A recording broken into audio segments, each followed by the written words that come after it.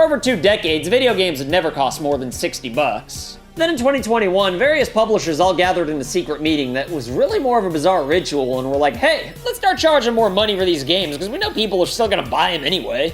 So now we're all stuck paying $70 a pop for most notable high-end games, which is certainly no good. But what most people fail to consider, and what I think is the most important factor when it comes to deciding which new video games to buy, is just how long it takes to actually play them. And if you give me a few minutes, I'll tell you why.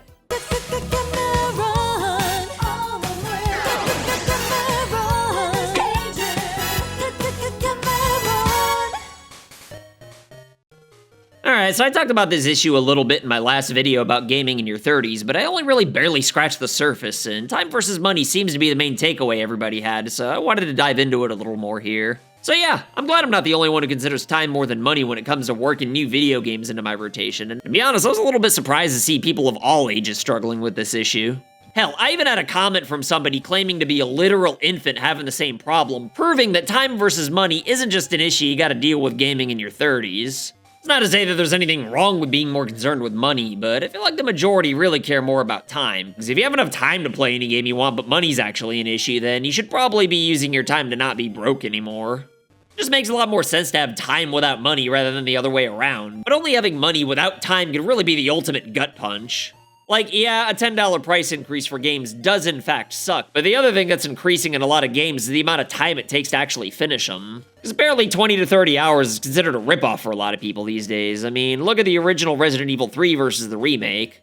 They take about the same amount of time to beat, and the remake's actually a little cheaper if you take inflation into consideration. But even so, a lot of people were calling the remake a ripoff, and I don't think it was all just the disgruntled Clock Tower fans either. As far as other games are concerned, though, apparently 20 to 30 hours is kind of a ripoff for a lot of people, and I think many of us have been conditioned to think this way because of how long it takes to finish some of the most popular recent games. And honestly, most of my favorite games of all time are on the longer side, so I do totally get it, but I do wish more people would realize that it's kinda silly to quantify a game's worth based on how long it'll keep you busy, and instead concern themselves with how much fun they'll provide you.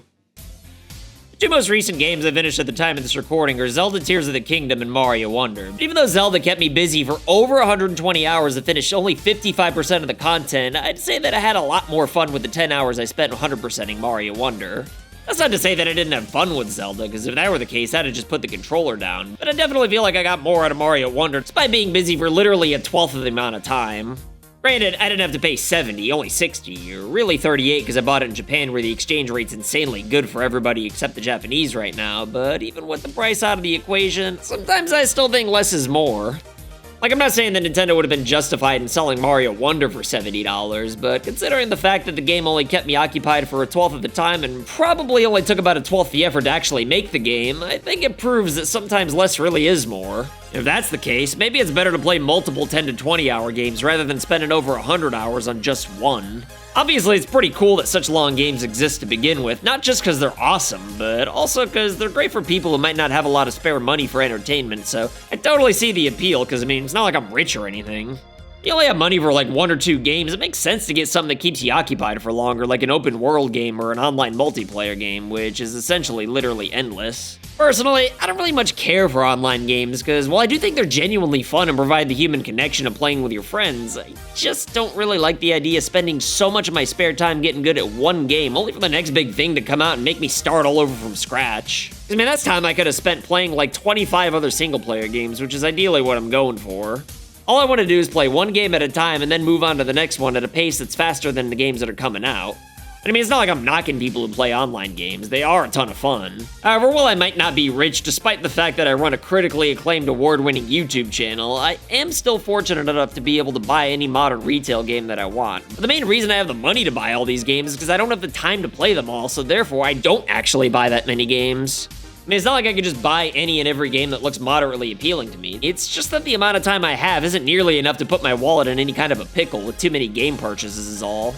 And since my big concern is time, I kinda hate the idea that everything needs to be a 100+ hour open world sandbox extravaganza. But like, a lot of the games do happen to be just that, so it can be pretty tricky trying to navigate.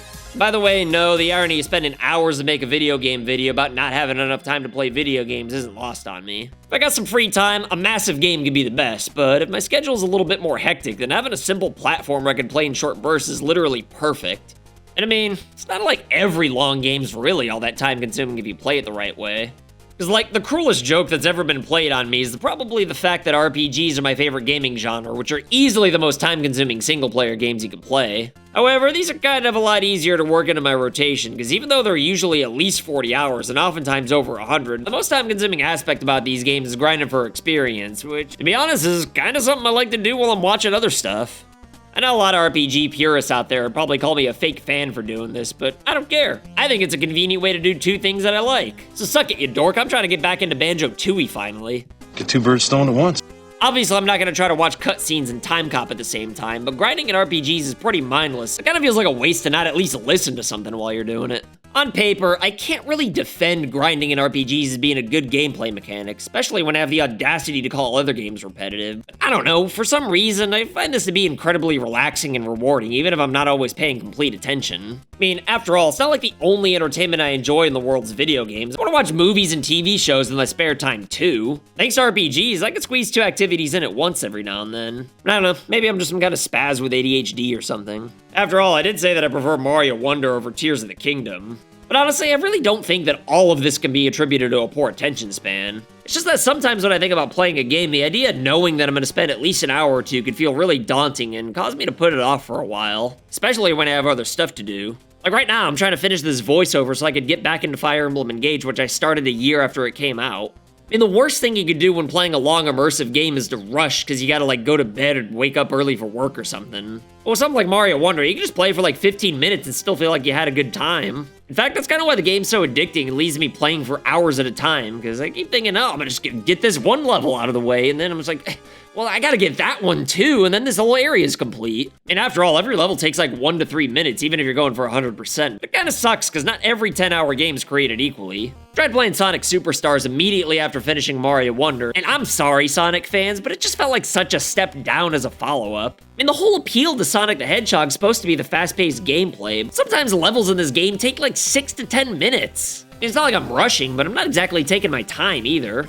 Now that I finished Tears of the Kingdom as a buffer between Mario and Sonic, I'm really enjoying Superstars a lot more this time around, since 10 minutes per level is really not that big a deal. Just feels like it after Mario Wonder. And the gameplay is pretty fun for the most part, but all I'm saying is that sometimes you just want to play the best game regardless of how long it is. Sometimes you just want to play the best game, regardless if it's long enough to push multiple other games to the sidelines. And after all, the main thing you should do above all else is have fun with whatever you're playing, rather than just finishing your backlog up. It's one thing to be busy, but it's way worse to force yourself to finish games that aren't very fun just for the sake of completing everything. If you don't like something, then it's better to sell it now before the value drops like 70%, which is kind of another reason why I prioritize time over money. While $70 might be a bit pricey for a game, most titles drop down to $20 within like a year, especially if it's from Sega. I mean, freaking Sonic Superstars was half off on Black Friday. That's like 1 month after it came out. And I know this will make me sound like a fan man, but this is actually why I like that Nintendo takes forever to do price cuts, because you don't have to worry about buying a game that's been out for a few months and then see it lose most of its value right after you pick a copy up and Nintendo drops the price. But I mean, even when that happens with other games, it's really not that big a deal, since I am still more concerned with finding the actual time to play them. Anyway, that's all for today, but if you got a kick out of my incoherent rambling and disturbing imagery though, then you should check out this video I made on the Snowboard Kids series, but you'll excuse me though, I gotta go pay the water bill. And by that I mean later.